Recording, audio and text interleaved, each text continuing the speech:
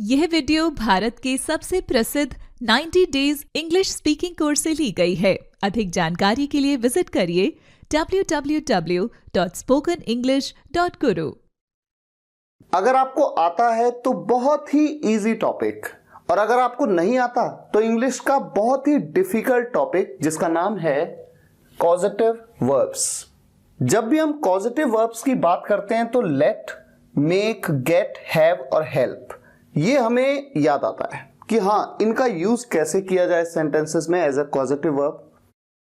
और दो structures use होते हैं, एक होता है एक्टिव कॉजेटिव और एक होता है पैसिव कॉजेटिव। ये स्ट्रक्चर है एक्टिव कॉजेटिव का, ये स्ट्रक्चर है पैसिव कॉजेटिव का। अगर आपने इस वीडियो को एंड तक देख लिया, मैं गारंटी से कह सकता हूं कॉजेटिव वर्ब्स आपको जिंदगी में कभी कंफ्यूज नहीं करेगा। एक्चुअली कॉन्सेप्ट बहुत ही इजी है, लेकिन आपको ध्यान से देखना है।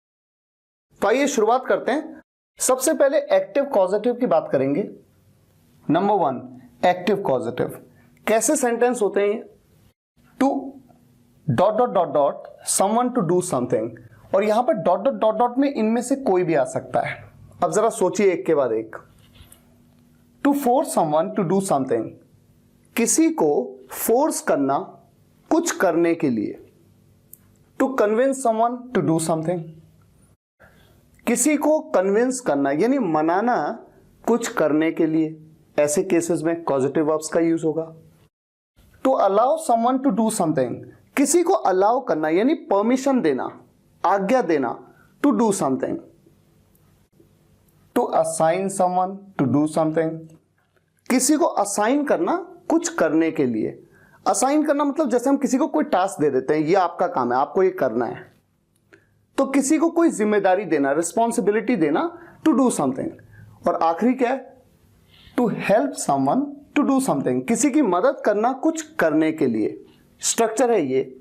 सबसे पहले आएगा सब्जेक्ट, उसके बाद आएगी कॉजेटिव वर्ब, इनमें से कोई एक, उसके बाद पर्सन, जिस भी व्यक्ति ने करना है किसी काम को, जो काम करना है वो है ये वर्ब। और पर्सन मतलब जैसे कि विवेक को हमने कोई काम करने के लिए बोला तो विवेक आ जाएगा, राहुल को बोला तो राहुल आ जाएगा, मुझे बोला तो मी आ जाएगा, आपको बोला तो यू आ जाएगा, उसे बोला, कोई लड़का है उसे बोला तो हिम आ जाएगा, कोई लड़की है तो हर आ जाएगा। और उसके बाद सेंटेंस का बाकी का ऑब्जेक्टिव पार्ट। और हमेशा ध्यान रहे, यहां पर ऐसे सेंटेंसेस में जो हमारा मेन सब्जेक्ट है वो काम को नहीं कर रहा है, बल्कि वो क्या कर रहा है? वो इस व्यक्ति से इस काम को करवा रहा है। और जो वो काम करवा रहा है उसकी कौन सी फॉर्म आएगी, ये भी इंपॉर्टेंट है। जब किसी को हम अलाउ करेंगे, आज्ञा देंगे यानी परमिशन देंगे, ऐसे में कॉजेटिव वर्ब लेट का यूज होगा इस सेंटेंस स्ट्रक्चर में। और वर्ब की फर्स्ट फॉर्म, जैसा मैंने बताया, वर्ब की फर्स्ट फॉर्म तो हर जगह पे आएगी एक्टिव कॉजेटिव में। अगर आप किसी को फोर्स करेंगे कुछ करने के लिए, ऐसे में मेक का यूज। अगर आप कन्विंस करेंगे यानी मनाएंगे किसी को कुछ करने के लिए, तो गेट का यूज। अच्छा, ये ध्यान रहे कि ये जो एक्टिव कॉजेटिव का स्ट्रक्चर है, यहां पर जैसे आप देख रहे हैं V1 वर्ब की फर्स्ट फॉर्म, ये बेस फॉर्म है वर्ब की, ठीक है। लेकिन यहां पर टू के साथ में V1 यानी इंफिनिटिव फॉर्म का यूज होगा गेट के केस में। अगर आप किसी को कुछ असाइन करेंगे, कोई टास्क आपने किसी व्यक्ति को असाइन कर दिया करने के लिए, यानी रिस्पॉन्सिबिलिटी दे दी उसको, ऐसे में आप हैव का यूज करें। और जब आप किसी को हेल्प करेंगे कुछ करने में, ऐसे में हेल्प का यूज करें। सिंपल। ये अभी एग्जांपल्स आएंगे तो आपको बिल्कुल क्लियर हो जाएगा। अच्छा, दूसरा ये, इस स्ट्रक्चर को हम पैसिव स्ट्रक्चर क्यों कहते हैं? पैसिव कॉजेटिव से क्यों कहा जा रहा है? सिर्फ इसलिए क्योंकि यहां पर क्या है, देखिए, वर्ब की थर्ड फॉर्म, ठीक है। यहां पर वर्ब की फर्स्ट फॉर्म का आप यूज कर रहे हैं, और यहां पर आप क्या कहते हैं? To force someone, to convince someone, to allow someone, assign someone या हेल्प समवन। लेकिन यहां पर क्या होता है? यहां पर टू गेट समथिंग डन, किसी काम को ना कुछ करवाना, टू गेट समथिंग डन या to have something done. Get या हैव दोनों में से किसी का भी यूज किया जा सकता है। उसके बाद जो काम करवाना है वो बताया जाता है, उसके बाद करने के बारे में बताया जाता है कि जो काम करना है, क्या करना है, किस चीज को करना। चीज तो ये है, करना जो है उसकी थर्ड फॉर्म का यूज किया जा रहा है, इसीलिए पैसिव है। और बाय पर्सन, किसके द्वारा किसके द्वारा, किसी के द्वारा तो करा जाएगा ना किसी काम को, उसके बारे में बता भी सकते हैं उस सेंटेंस में, नहीं भी बता सकते हैं, इसीलिए ब्रैकेट का यूज किया गया है। अभी एग्जाम्पल्स आएंगे तो सब क्लियर होने वाला है। तो चलिए शुरुआत करते हैं एक एक करके एग्जाम्पल्स के साथ। सबसे पहले लेट से। जैसा कि मैंने आपसे कहा कि लेट का use to allow someone to do something, किसी को कोई काम करने देना, यानी उस व्यक्ति को परमिट कर देना, करने के लिए परमिशन दे देना। इसका स्ट्रक्चर है सबसे पहले सब्जेक्ट, उसके बाद लेट का यूज होगा। लेट का यूज जिस भी टेंस में वो सेंटेंस है उस टेंस के हिसाब से लेट का यूज होगा। उसके बाद पर्सन, उसके बाद वर्ब की फर्स्ट फॉर्म और उसके बाद ऑब्जेक्टिव पार्ट। और लेट के बारे में आप ऑलरेडी जानते भी हैं क्योंकि लेट के वीडियो लेक्चर में मैंने लेट को डिटेल में कवर किया है। एग्जाम्पल देखिए, वो मुझे घर जाने देता है, यानी कि वो मुझे कोई काम करने देता है। और चूंकि ये सेंटेंस प्रेजेंट इंडेफिनिट टेंस में है, he lets me go home. और अगर यही सेंटेंस नेगेटिव हो, वो मुझे घर नहीं जाने देता है। मैंने आपको लेट के वीडियो लेक्चर में बताया दो तरीके से इस सेंटेंस को बनाया जा सकता है। या तो हम कह सकते हैं he doesn't let me go home, और दूसरा तरीका ये हो सकता है he lets me not go home. मेरे भाई ने कल मुझे अपना मोबाइल लेने दिया। यहां पर सब्जेक्ट है मेरा भाई और वो मुझे क्या काम करने देता है, अपना मोबाइल लेने देता है। तो बिल्कुल वही बात है ना, किसी को कोई काम करने देना। और ये सेंटेंस पास्ट इंडेफिनिट टेंस में है, तो इस सेंटेंस को हम बना लेंगे my brother let me take his mobile yesterday. यहां पर लेट की सेकेंड फॉर्म का यूज किया गया और आप जानते हैं लेट की सभी फॉर्म्स लेट होती हैं, लेट लेट लेट। अब हम अगली पॉजिटिव वर्ब पे मूव करते हैं, मेक, किसी से करवाना। जैसे मैंने आपको बताया to force someone to do something, किसी को फोर्स करना कुछ करने के लिए। सेंटेंस स्ट्रक्चर है सब्जेक्ट प्लस मेक और उसके बाद पर्सन आएगा, उसके बाद वर्ब की फर्स्ट फॉर्म और फिर ऑब्जेक्टिव पार्ट। यहां पर भी मेक का यूज जिस भी टेंस में वो सेंटेंस है, प्रेजेंट में, पास्ट में, फ्यूचर में, उसी के अकॉर्डिंग यहां पर फॉर्म लगेगी। एग्जाम्पल नंबर 1, मैंने विवेक को क्लासरूम में भिजवाया।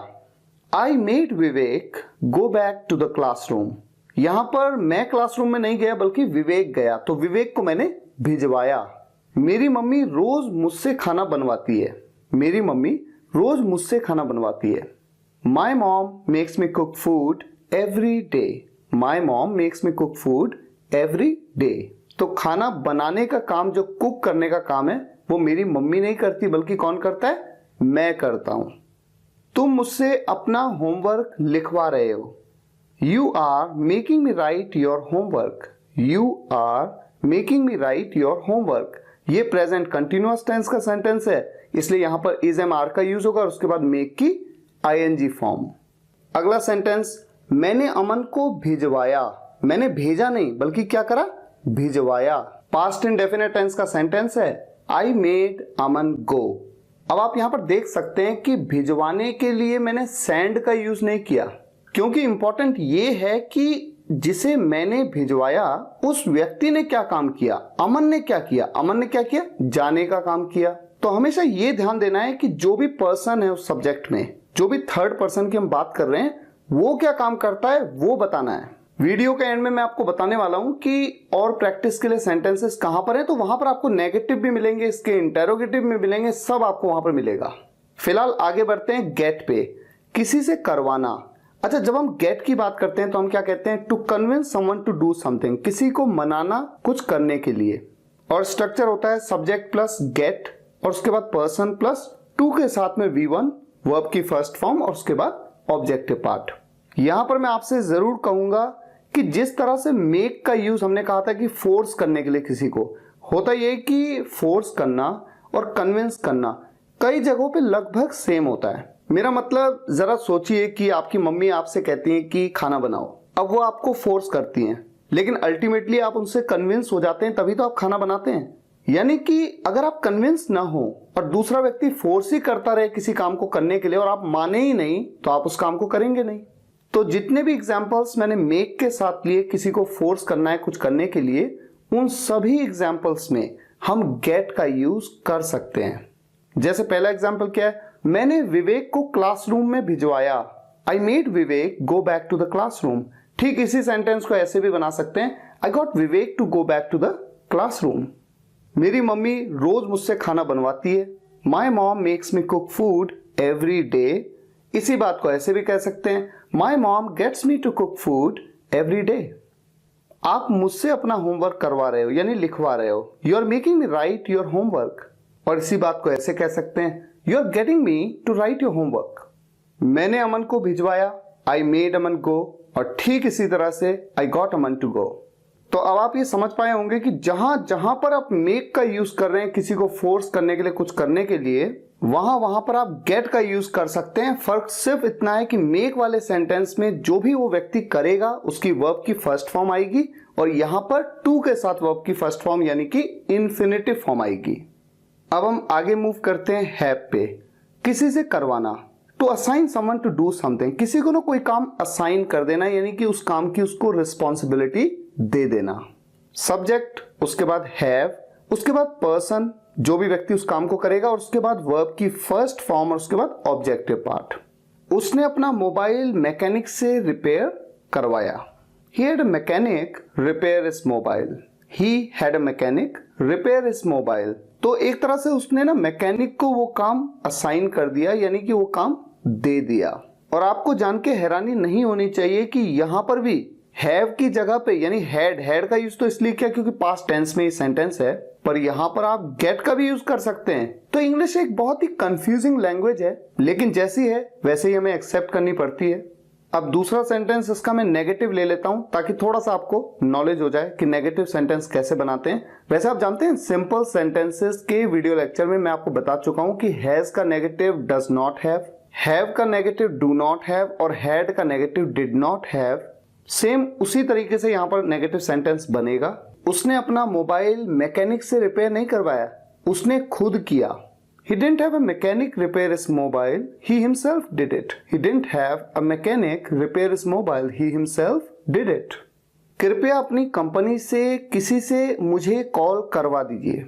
यानी यहां पर आप कहना चाहते हैं कि कृपया किसी व्यक्ति को ना असाइन कर दीजिए टास्क। क्या टास्क? मुझे कॉल करने का। Please have someone call me from your company. Please have someone call me from your company. मैं इलेक्ट्रीशियन से यहां पर इस ट्यूबलाइट को लगवाऊंगा। तो यहां पर भविष्य में किसी काम को करवाने की बात की जा रही है, और इलेक्ट्रीशियन को एक तरह से मैं ये काम असाइन कर दूंगा, जिम्मेदारी दे दूंगा कि यहां पर ट्यूबलाइट लगा दो। I will have an electrician fix this tubelight here. I will have an electrician fix this tubelight here. एक और एग्जाम्पल लेते हैं। मैं आज शाम को अपने एम्प्लॉय से आपको कॉल करवाऊंगा, यानी कि मैं किसी एम्प्लॉय को असाइन कर दूंगा टास्क। क्या टास्क होगा? आपको कॉल करना। I'll have my employee call you in the evening today. I'll have my employee call you in the evening today. तो है ना कितना इंटरेस्टिंग हैव का यूज, जब किसी को आप कोई टास्क असाइन कर दें यानी कोई जिम्मेदारी दे दें, रिस्पॉन्सिबिलिटी दे दें। और जैसा मैंने आपसे पहले कहा, यहां पर आप गेट का भी यूज कर सकते हैं। जहां जहां पे हैव का यूज हुआ वहां वहां पे गेट का यूज कर सकते हैं। अगली causative verb help. To help someone to do something, किसी की मदद करना कुछ करने में। स्ट्रक्चर क्या है? सब्जेक्ट, उसके बाद हेल्प, उसके बाद पर्सन। और यहां पर एक चीज इंटरेस्टिंग है, V1 का यूज कर सकते हैं या फिर इंफिनिटिव फॉर्म यानी कि टू के साथ भी V1 का यूज कर सकते हैं। तो आपका जो मन करे आप करें, चाहे तो आप टू के साथ V1 का यूज करें, चाहे आप बिना टू के V1 का यूज करें। दोनों केसेस में ग्रामेटिकली बिल्कुल करेक्ट रहेगा। और उसके बाद बाकी का ऑब्जेक्टिव पार्ट। अब एग्जाम्पल देखिए, मैं उदय से मिलने में आपकी हेल्प करूंगा। तो यहां पर देखिए, मिलना किसको है? आपको मिलना है, मुझे नहीं मिलना है। I will help you meet Uday. या तो मैं ऐसे कह सकता हूं या फिर मैं ऐसे कह सकता हूं, I will help you to meet Uday. यानी कि मैं टू को लगा सकता हूं, नहीं भी लगा सकता हूं, मेरा मन है, और दोनों ही ग्रामेटिकली करेक्ट हैं। ये बहुत ही इंपॉर्टेंट पॉइंट है, आपको ध्यान रखना है। उसने वहां पहुंचने में मेरी मदद की। उसने वहां पहुंचने में मेरी मदद की। She help me to reach there. या तो टू लगा दूं और या फिर ना लगाऊं। She help me reach there. Newspaper पढ़ने से मुझे नए शब्दों को याद करने में मदद मिलती है। देखिए इंटरेस्टिंग सेंटेंस है। न्यूज़पेपर पढ़ने से मुझे नए शब्दों को, नए वर्ड्स को याद करने में मदद मिलती है। Newspaper reading helps me. Newspaper reading मेरी हेल्प करता है। Newspaper reading helps me learn new words. या फिर मैं कह सकता हूं, newspaper reading helps me to learn new words. To का यूज करना चाहूं तो करूं, ना करना चाहूं तो न करूं। अभी आप सिर्फ कुछ एग्जाम्पल से इस बात को समझ रहे हैं कि अच्छा किस तरह के सेंटेंस में इनका यूज होगा। अभी तो आपको प्रैक्टिस भी करनी है। प्रैक्टिस करने के लिए बहुत सारे एग्जाम्पल्स है, कहां पर है वो मैं अभी आपको बताऊंगा, पेशेंस रखिए। अब हम आगे बढ़ते हैं और हमारे दूसरे नंबर का जो ये ना पैसिव कॉजेटिव, इसके सेंटेंसेस को देखते हैं जहां पर गेट और हैव दोनों में से किसी का भी यूज सेंटेंस में हो सकता है और किसके द्वारा किया जा रहा है उस कार्य को ये बताया जा भी सकता है और नहीं भी सकता है। तो देखिए क्या सेंटेंसेस हैं। कुछ करवाना किसी के द्वारा, स्ट्रक्चर क्या है, सब्जेक्ट प्लस गेट या हैव, उसके बाद जो भी थिंग, जिस भी चीज की बात हो रही है, उसके बाद वर्ब की थर्ड फॉर्म, उसके बाद बाय पर्सन। एग्जाम्पल देखिए, मैंने अपने बाल कटवाए, I got my hair cut, या फिर I had my hair cut. मैंने अपने बाल कटवाए, ये पास्ट इंडेफिनिट टेंस में है, इसीलिए मैंने यहां पर गेट की सेकंड फॉर्म गॉट का यूज किया, या फिर हैव की सेकंड फॉर्म हैड का यूज। मेरे बाल किसने काटे ये बताना इंपॉर्टेंट नहीं है ना, क्योंकि अंडरस्टूड है कि मेरे बाल किसी बार्बर नहीं काटे होंगे। अगर मुझे लगता है तो मैं बता भी सकता हूं, I got my hair cut by barber, या फिर I had my hair cut by barber. अगला सेंटेंस, उसने मुझसे एक पत्र लिखवाया, he got a letter written by me, या फिर he had a letter written by me। अच्छा, इसी सेंटेंस को एक्टिव कॉजेटिव में मेक के साथ भी तो बना सकते हैं। he made me write a letter, he made me write a letter। अगला सेंटेंस, मेरी बहन ने टीवी रिपेयर करवाया, my sister got the TV repaired, या फिर my sister had the TV repaired। वो कल अपना घर पेंट करवाएगा, वो कल अपना घर पेंट करवाएगा यानी कि किसी काम को करवाएगा। सेंटेंस फ्यूचर इंडेफिनिट टेंस में, he'll get his house painted tomorrow, या फिर he'll have his house painted tomorrow। अब आपको करनी है प्रैक्टिस। प्रैक्टिस करने के लिए आप जाइए spokenenglish.guru मेरी वेबसाइट पे, वहां पर एक आर्टिकल है, कॉजेटिव वर्ब्स पे आप क्लिक करिए। आपको बहुत सारे एग्जाम्पल्स मिलेंगे हिंदी में, इंग्लिश में। आप उन्हें देखिए, समझिए, प्रैक्टिस करिए, इससे आपकी पकड़ इस टॉपिक पे और मजबूत हो जाएगी। Thank you so much for watching this video guys. See you in the next video lecture. Take care, good bye.